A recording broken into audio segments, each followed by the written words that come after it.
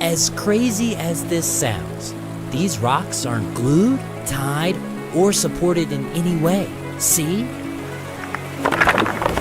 But how could structures like this, and this be possible? Let's find out. Meet Michael. My name is Michael Grab, and I have been balancing rocks for 12 years. It all started when Michael was spending time by the river. I usually come down to the creek on hot summer days to relax, and one time I was hanging out with a friend and we were having a psychedelic experience and just started balancing rocks by accident. He tried to create his first stone balance with some rocks that he found by the river, and he realized it wasn't so easy. But with a little bit of persistence, he made his first stone balance. In order to do it, you have to focus on these very tiny vibrations. To stay focused on those vibrations is like purely focused on now.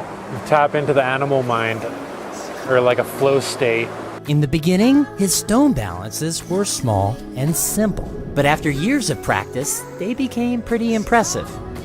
He makes them with different rocks, in different countries, all around the world. And some even made their way into high-end art installations. Michael, it looks amazing, but what are you using to hold it together? Just balance. Gravity is the only glue. And while some may find this hard to believe, it's true. Michael only uses gravity.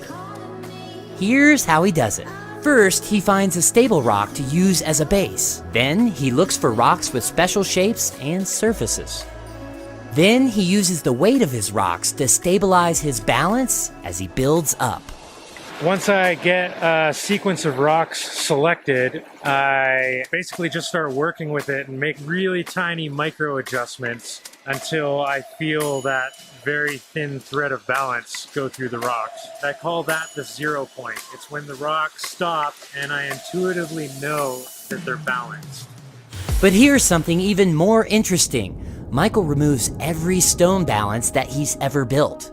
I prefer to remove my work to leave the space looking the same way I found it. This way, he minimizes his footprint.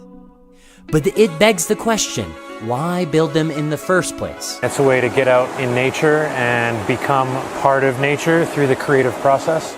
Michael's not stacking rocks, he's making art.